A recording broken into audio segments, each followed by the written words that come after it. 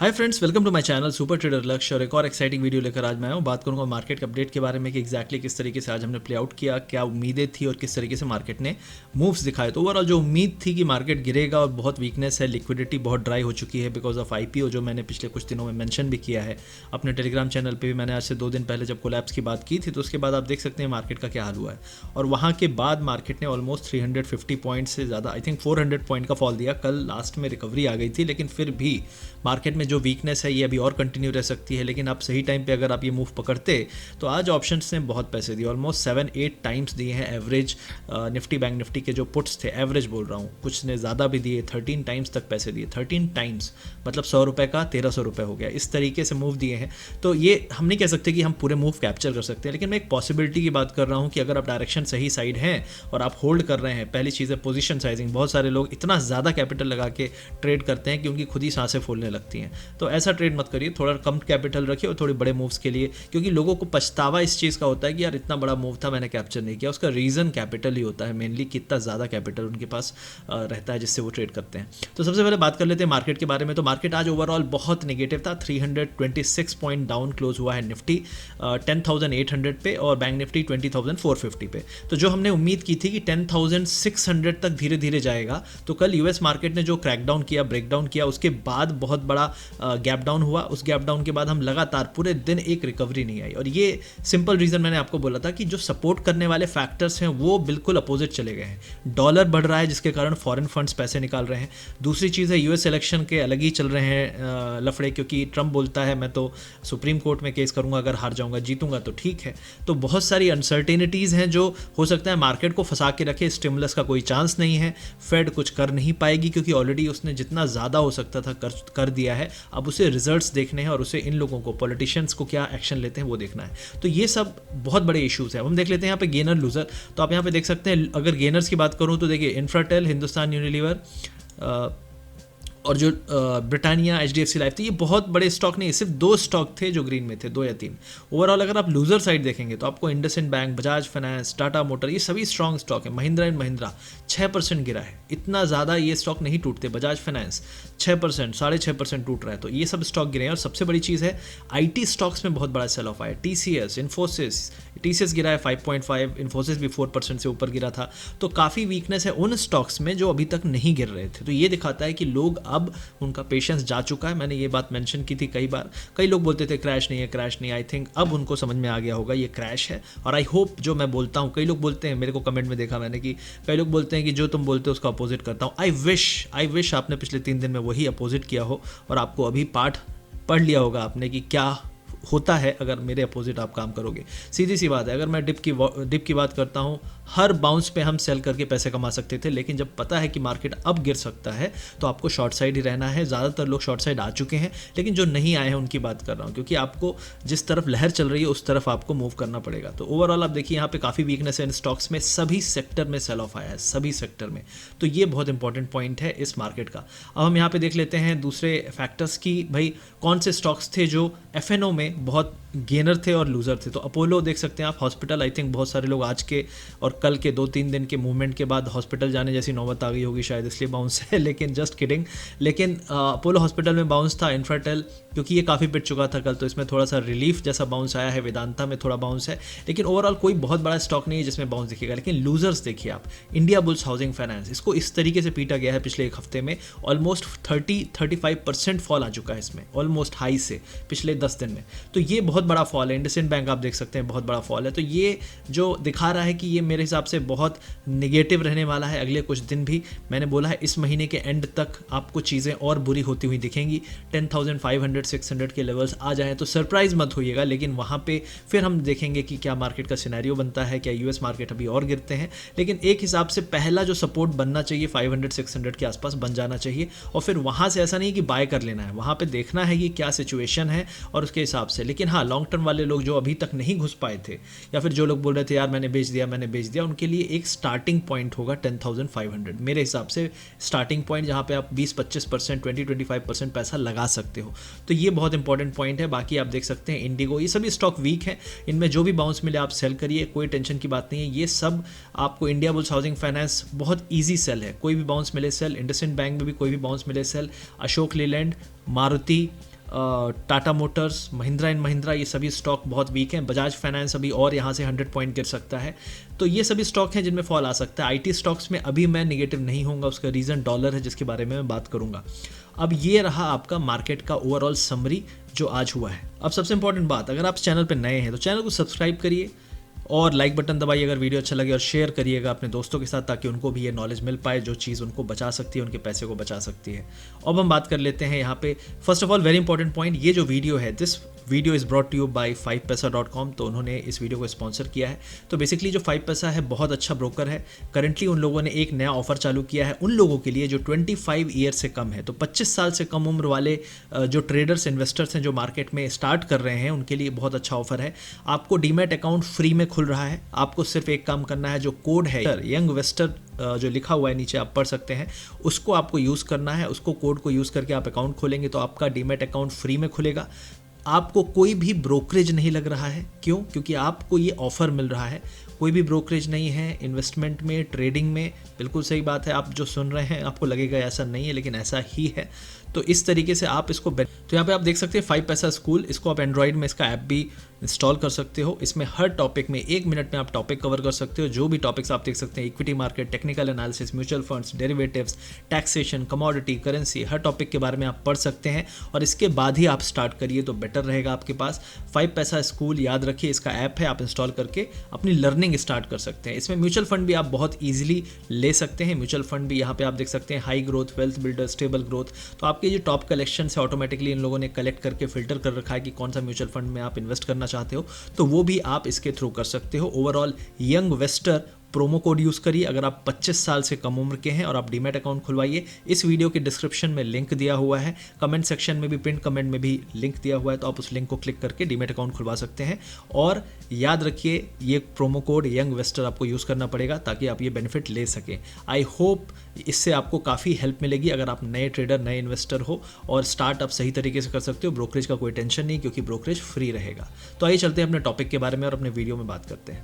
अब यहाँ पे देख सकते हैं हम एडवांस डिक्लाइन रेशियो। तो बेसिकली अगर आप देखेंगे यहाँ पे तो मार्केट बहुत ही ज़्यादा नेगेटिव था और आज जो गिराने वाले थे वो वही थे जो संभाल के रखा था, जिन्होंने 2-3 दिन से इन्फोसिस, टीसीएस और कल रिलायंस ने भी थोड़ा संभाला था, लेकिन इन सभी ने गिव अप कर दिया।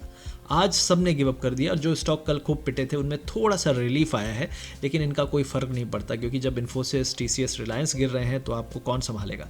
और आप देख सकते हैं सिर्फ 2-3 स्टॉक ही ग्रीन में है, बाकी सब रेड में है। तो ये दिखाता है किस तरीके की सेलिंग आई है आज, और इस तरह की सेलिंग के बाद फॉलो अप सेलिंग भी मिल सकती है। तो मोस्ट प्रॉब्ली हो सकता है कल और गिरे 100-150 पॉइंट्स, क्योंकि सपोर्ट लेवल अब लोगों को डर ज़्यादा बैठेगा और मोस्ट प्रॉब्ली कोई भी बाउंस मिलता है तो उसमें लोग एग्रेसिवली सेल करेंगे। मेरे हिसाब से टॉप सेल में आप इन्फोसिस, टीसीएस को मत रखिए। रीज़न ये नहीं है कि ये गिरेगा नहीं, गिर सकता है, लेकिन प्रॉब्लम बस एक डॉलर की है क्योंकि करेंसी में अगर रुपी कमज़ोर होता है तो इसको बेनिफिट मिल सकता है। तो शायद गिरे या ना गिरे इसमें थोड़ा मेरे को डाउट है, लेकिन अभी भी आपके पास सेलिंग करने के लिए रिलायंस है, आपके पास बजाज फाइनेंस है, आपके पास HDFC है, ITC है, भारती एयरटेल अभी भी गिर रहा है, महिंद्रा बहुत ज़्यादा इसमें लोगों ने पैसा बनाया है, अब सबके पैसे लुटने वाले हैं क्योंकि ये अभी गिरेगा। कोई भी बाउंस मिले तो इसको सेल करिए। मारुति सुजुकी में सेल अभी 100-150 पॉइंट का और बाकी है। उसके अलावा आप इंडसइंड बैंक में गिर चुके हैं, लेकिन कोई भी बाउंस मिलता है इसको भी सेल कर सकते हैं। तो काफ़ी स्टॉक हैं जो वीक हैं और इसमें होपफुली आप सेलिंग के लिए एक अच्छा बाउंस मिले तो उसको यूज़ करिए और सेल करिए, क्योंकि सेल द बाउंस अभी ट्रेंड होने वाला है अगले 3-4 दिन के लिए। तो ये था ओवरऑल मार्केट का ब्रेड्थ, मार्केट का स्ट्रक्चर। अब हम बात कर लेते हैं ग्लोबल मार्केट्स के बारे में। तो ग्लोबल मार्केट में सबसे पहले आप देख सकते हैं यहाँ पे US फ्यूचर्स, तो ये कुछ खास नहीं कर रहे हैं। सुबह माइनस में थे, प्लस में थे, डिस्को डांस कर रहे हैं, लेकिन ये ऑलरेडी गिर चुके हैं। कल अगर आपने US फ्यूचर देखा था तो मैंने आपको एक चार्ट बताया था, उसके बारे में बात करूंगा, लेकिन ये कल काफ़ी गिरे हैं 2-2%, 3-3%। तो उसके बाद ये थोड़ा सा भी बाउंस नहीं दे रहे हैं, जबकि नॉर्मली क्या होता था जब भी US फ्यूचर 1 और 2% गिरता था एटलीस्ट 1% का एक बाउंस आता था तुरंत। तो वो पॉजिटिविटी अभी नहीं है, और वो पॉजिटिविटी नहीं होना एक बहुत बड़ा रीज़न है कि हमारा मार्केट बिल्कुल भी नहीं रिकवर कर पा रहा है। तो ओवरऑल अगर ये आज भी निगेटिव में बंद होता है तो कल हो सकता है हम कल मोस्ट प्रॉब्ली अपने जो सपोर्ट एरिया है उसके पास भी पहुंच जाएं। अगर आज 330 पॉइंट गिर सकता है, तो कल 100-150 पॉइंट मजाक में है, कोई बड़ी बात नहीं है कि गिर जाए। तो ये पॉसिबिलिटी है कल की यूएस फ्यूचर को देखते हुए। अब यहाँ पे इंपॉर्टेंट पॉइंट जो मैं आपको शेयर करना चाहता हूँ वो था डॉलर। तो अगर डॉलर इंडेक्स लोग ट्रैक करते हैं, जैसे मैंने एक बात कहा, कुछ लोग तो इंडियन मार्केट ही एनालाइज नहीं कर पा रहे हैं, ग्लोबल की तो बात छोड़िए, तो कम से कम मैं यहाँ पे आपको ग्लोबल का आइडिया दे देता हूँ, क्योंकि ये मैटर करता है और इसको आप कभी इग्नोर मत करिए। अब यहाँ पे देखिए आप, ये कोरोना वाला टाइम था जब आपने देखा कि डॉलर ऊपर गया, उसके बाद डॉलर में लगातार फॉल आया थैंक्स टू ट्रंप, क्योंकि ट्रंप ने वो हर कुछ किया जिसके कारण डॉलर गिरे, और डॉलर गिरता है तो डेफिनेटली पैसा ज़्यादा आता है, इमर्जिंग मार्केट्स में भी आता है, वर्ल्ड वाइड आप गोल्ड में देख सकते हैं रैली, क्रूड ऑयल में भी रैली आती है। जब जब डॉलर गिरेगा तो इन सभी चीज़ों पर रैली आती है।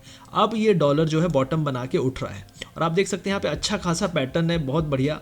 अब इसको आप मुकुट पैटर्न बना सकते हैं, मतलब अच्छा पैटर्न है, डब्ल्यू तो नहीं कहेंगे लेकिन अच्छा खासा पैटर्न बन रहा है और मोस्ट प्रोबेबली ये यहाँ तक जा सकता है, 95.5 या 96 तक जा सकता है।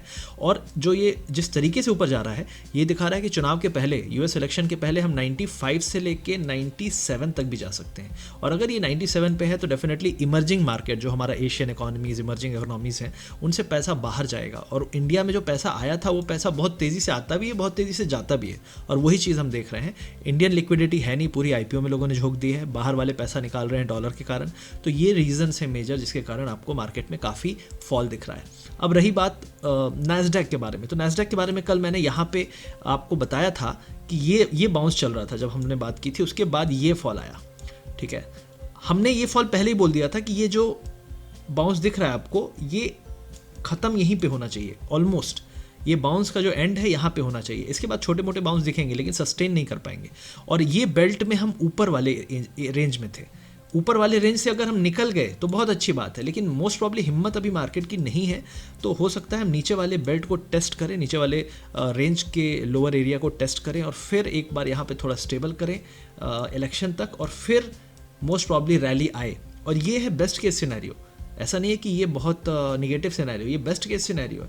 निगेटिव सिनेरियो है 9700, ये निगेटिव सिनेरियो, मतलब यहाँ से भी हम करीब करीब 10% गिर सकते हैं, तब जाके एक अच्छा डिसेंट करेक्शन कहूँगा मैं कि हाँ अब यहाँ पे आप बाय करो, क्योंकि ग्लोबल मार्केट बॉटम आउट हो गए। तो हमारा भी जो लेवल है, क्योंकि हमारा मार्केट अपने फंडामेंटल से नहीं चलता, लिक्विडिटी से चलता है, तो लिक्विडिटी जब यहाँ पे सपोर्ट आएंगे तो आ जाएगी। तो ये पॉसिबिलिटी है नैस्डैक में। तो राइट नाउ मुझे नहीं लगता ये अभी यहाँ सपोर्ट मिलेगा, मोस्ट प्रॉब्ली आज फिर नेगेटिव में बंद होना चाहिए। अगर पॉजिटिव में बंद भी होता है तो मोस्ट प्रॉब्ली कल सुबह फ्यूचर्स में आपको फिर नेगेटिव दिख जाएगा, क्योंकि यूएस की जो पॉलिटिक्स है वो बहुत वॉलेटाइल चल रही है। ट्रंप कुर्सी का चक्कर छोड़ नहीं रहा है, कहते हैं ना कुर्सी का चक्कर बाबू भैया बहुत खतरनाक होता है। तो उसको लग गई है लत कि एक ट्वीट पे जब वो मार्केट को इतना हिला सकता है, जिस मार्केट ने उसको ज़िंदगी भर पीटा, तो आप सोचो कैसी लत होगी, वो कितना पावर है एक इंसान के हाथ में। तो यही चीज़ का मज़ा है बस, लेकिन ज़्यादा दिन टिकेगा नहीं। मोस्ट प्रॉबेबली ट्रंप, लोग कह रहे हैं कि हारेगा जीतेगा जो भी है, लेकिन मोस्ट प्रॉब्ली मुझे नहीं लगता कि हिलरी क्लिंटन से भी बाल बाल बच के जीत गया, लेकिन मोस्ट प्रॉब्ली इस बार हार जाएगा। मोस्ट प्रोबेबली मतलब एटलीस्ट 1.1% से तो पीछे रहने वाला है, एटलीस्ट बेस्ट केस सिनेरियो बोल रहा हूँ। तो ये पॉसिबिलिटी है। तो अगर ट्रंप नहीं रहता तो ट्रंप का एक फैक्टर था जो इस पूरे सेक्टर को उठा के रखा था, वो फैक्टर आपका 9600 के आसपास प्राइस डेन हो जाएगा। इसलिए मैंने कहा कि 9600 तक ही गिरेगा, even if worst case scenario आता है, पैंडेमिक और ये सब चीज़ें हमने देखी है, वायरस बढ़ रहे हैं फिर भी मार्केट ऊपर जा रहा था। तो ओवरऑल जो बाइडन भी आएगा तो मार्केट को स्टेबलाइज करेगा। तो ये यहाँ पे पॉसिबिलिटी है। अब डाउ जोन्स में देख लेते हैं। डाउ जोन्स में भी सेम चीज़ है, अभी भी यहाँ पे बाउंस था, फेल हुआ और कल अच्छा खासा फॉल आया इसमें। अब मेरे हिसाब से इसका जो लेवल है ये है 26,000 के आसपास, 600 पॉइंट और फॉल आ सकता है। फिर यहाँ पे हम थोड़ा सा वेट करेंगे, वेट एंड वॉच करेंगे कि क्या यूएस की पॉलिटिक्स और चीज़ें, डॉलर क्या करता है, क्योंकि देखिए डॉलर का ही खेल है पूरा। डॉलर अगर बढ़ता रहेगा, इमर्जिंग मार्केट से पैसा बाहर जाता जाएगा और लोकल वालों के पैसे पूरे आईपीओ में वैसे ही अटके हुए हैं। तो डेफिनेटली ये रीज़न आपको सीधे सीधे क्लियर है। अब सबसे पहले यहाँ बात कर लेते हैं निफ्टी के बारे में। तो निफ्टी में जो आपने देखा आज जो फॉल था, ये हमने कल ही इसकी बात की थी करीब 800-900 की, लेकिन एक बाउंस के बाद या फिर एक फ्लैट खुलने के बाद अगर निगेटिविटी रही, लेकिन जब ग्लोबल मार्केट ब्रेकडाउन कर रहे हैं तो हमने इस लेवल को तोड़ दिया है। ये जो लेवल था आपका 10,900, तो 900 को तोड़ के हम नीचे गए हैं और हम क्लोज हुए हैं ऑलमोस्ट 790 के आसपास। अब ये एरिया क्या है? ये एरिया स्टार्टिंग पॉइंट है कंसोलिडेशन रेंज का, ये स्टार्टिंग पॉइंट है। अब स्टार्टिंग पॉइंट पे आके हमको बाउंस मिल जाए, बड़े भाग्य हैं हमारे कि मिल जाए। लेकिन मेरे हिसाब से अब हम जिस तरीके से यूएस मार्केट एक रेंज में अटकेगा, हम भी यहीं पे आके अटकने चाहिए। और इस रेंज का लोअर लेवल 10,550, अपर रेंज 10,800, 900 से 11,000 तक भी आ सकता है। मेरे हिसाब से best case scenario Indian equities के लिए होगा कि हम 10,500 से 11,000 के बीच की रेंज में आ जाएं यूएस इलेक्शन के पहले।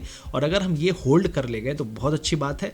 लगता कम है क्योंकि सिर्फ रिलायंस के दम पे या सिर्फ कुछ आईटी स्टॉक्स के दम पे हम यहाँ पे आए थे। अगर उन स्टॉक्स में थोड़ी भी बिकवाली आई तो प्रॉब्लम हो जाएगी। तो मेरे हिसाब से बेस्ट केस सिनेरियो है कि आप यहाँ पे 10,500 के पास ही अपनी इक्विटी पोर्टफोलियो बनाइए।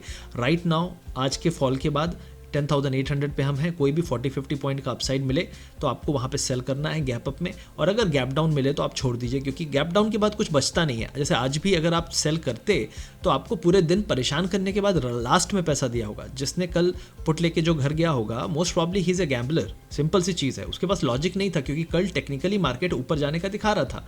एक बाउंस के बाद सेल आता। तो जिन लोगों ने आज पैसा बनाया मोस्ट प्रॉब्ली लक से बनाया है, उन्हें खुद पता है कि यार डेली राम राम जपते हैं कि यार शायद उल्टा हो जाएगा तो क्या होगा। तो मोस्ट प्रॉब्ली उन्होंने पैसा बना लिया होगा, लेकिन उनको खुद पता है कि ये पैसा चला जाएगा आगे आने वाले कुछ वीक्स में।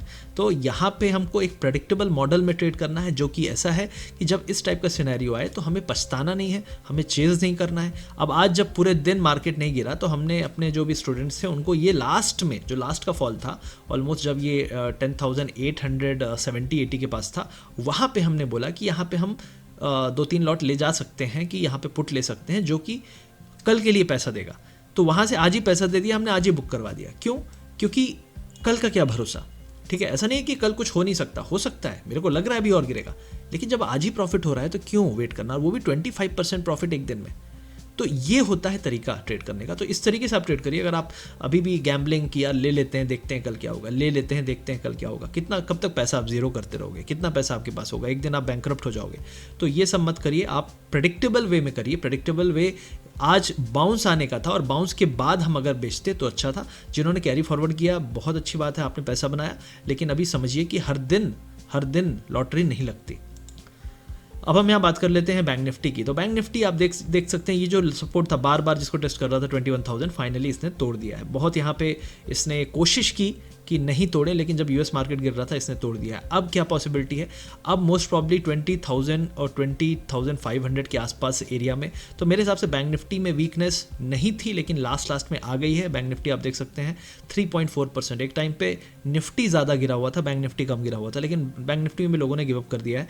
अब मेरे हिसाब से जो सपोर्ट आएगा 20,000 के पास आएगा, और 20,000 से लेके 19,400 ये एरिया अच्छा खासा सपोर्ट होगा। अभी मोरेटोरियम का भी इशू आने वाला है, तो मोरेटोरियम का जो डिसीजन आएगा 28 तक में, मोस्ट प्रॉब्ली 28 तक में हम ये वाला सपोर्ट लेते हैं या नीचे वाला लेते हैं, ये क्लियर हो जाएगा। मेरे हिसाब से निफ्टी में ज़्यादा वीकनेस है, निफ्टी में अभी और सेलिंग आ सकती है, क्योंकि निफ्टी के स्टॉक्स में अभी कुछ स्टॉक्स में तो सेलिंग स्टार्ट हुई है, जैसे आईटी और जैसे कुछ और स्टॉक्स हैं, जैसे ऑटो में महिंद्रा और ये सब स्टॉक थे, इनमें भी सेलिंग स्टार्ट हुई है। तो अगर इनमें भी सेलिंग आती रही तो भी ये प्रेशर डाल के मार्केट को गिरा के रख सकते हैं। लेकिन बैंक निफ्टी में मैं इतना कंफर्टेबल नहीं होता हूँ सेल होने को राइट नाउ।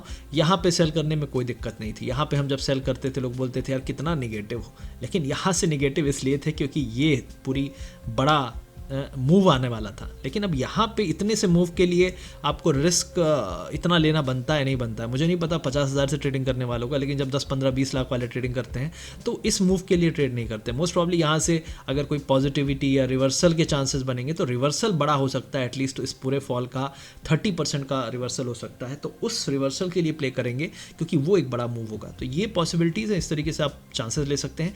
कोई भी बाउंस मिले बैंक निफ्टी में 20,750 का बहुत अच्छा सेल होगा। वहाँ पे 20,000 के पास अगर जाके गैप डाउन मिले वहाँ पे आप कुछ मत करिए, तो ये पॉसिबिलिटी है। अब हम आईटी सेक्टर की बात कर लेते हैं, जो सेक्टर बहुत हाईलाइट में था, जिसने संभाल के रखा था।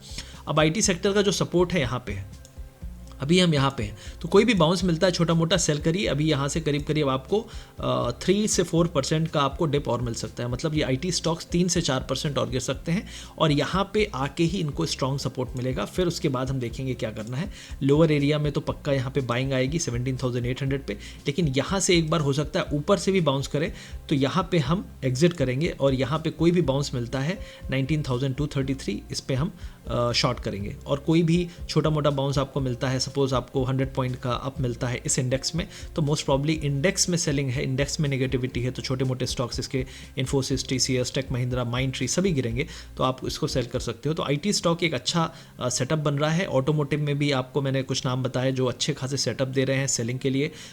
टाटा मोटर्स तो ऑलरेडी काफ़ी पिट चुका है, लेकिन अभी महिंद्रा में काफ़ी सेल ऑफ बाकी है, तो महिंद्रा एक अच्छा स्टॉक हो सकता है सेलिंग के लिए। मारुति में भी 100 से 200 पॉइंट का और सेल ऑफ आ सकता है। तो ये पॉसिबिलिटीज़ हैं कुछ स्टॉक्स में। ये टाटा मोटर्स का चार्ट आप देख सकते हैं, तो टाटा मोटर्स अपने एक सपोर्ट के पास है, इसलिए यहाँ पे बहुत ज़्यादा तो नेगेटिव नहीं, लेकिन क्योंकि ये टूटा तो फिर आप यहाँ पे आ जाओगे, सीधे 110 पे आ जाओगे। तो यहाँ पे देखते हैं सपोर्ट लेता है नहीं लेता। अगर नहीं ले रहा है तो मोस्ट प्रॉब्ली हम यहीं जा रहे हैं, 110 के पास जा रहे हैं, और इस एरिया पे पूरा ये टाटा मोटर्स मेरे हिसाब से गिरना बंद हो जाएगा। 110 से लेके 105 के बीच में यहाँ पे इसको सपोर्ट अच्छे खासे मिलने चाहिए, लेकिन यहाँ पे सपोर्ट एक दिन 2 दिन टिक जाएगा, लेकिन बहुत ज़्यादा चांसेस नहीं लग रहे हैं। और इंडसइंड बैंक में भी सेम चीज़ हम बात कर लेते हैं। इंडसइंड बैंक जो है अब सपोर्ट पे आ गया है, ऑलरेडी ये सपोर्ट के शुरुआती दौर में था, ऊपर वाला हिस्सा, अब ये नीचे वाले हिस्से में आ गया है। क्या यहाँ से और सेल ऑफ आ सकता है? पॉसिबल है, जैसे ये आप देख सकते हैं लाइन्स कुछ आई हैं, तो 450, 470, लेकिन ये डिप बाय हो सकता है। जैसे मैंने कहा कि बैंक निफ्टी में भी बहुत ज़्यादा डाउनसाइड अब बचा नहीं है, और अगर कोई भी रिवर्सल आता है तो उसमें बैंक निफ्टी में ज़्यादा स्ट्रॉन्ग रैली आएगी निफ्टी के कंपैरिजन में, क्योंकि बैंक निफ्टी अभी भी बहुत ज़्यादा पिटा हुआ है। तो ये एक पॉसिबिलिटी बन सकती है। तो मेरे हिसाब से 460, 470 का कोई भी गैप डाउन मिले और मार्केट रिकवर होता हुआ दिखे तो आपको इंडसइंड बैंक में अच्छी रिकवरी होगी। कोई भी बाउंस मिले आपको 510, 515 का, तो इसको अभी सेल कर सकते हैं। तो ये पॉसिबिलिटी बनती है इंडसइंड बैंक में। ये वीडियो आज का थोड़ा लंबा हो गया, आई होप आपको पसंद आएगा। अगर पसंद आया तो चैनल को सब्सक्राइब करिए, वीडियो को लाइक करिए, और अगर डीमैट अकाउंट खुलवाना है 5 पैसा का, तो वीडियो के डिस्क्रिप्शन में लिंक है, लिंक क्लिक करके आप अकाउंट खुलवा सकते हैं। आई होप ये वीडियो अच्छा लगा। Thank you very much.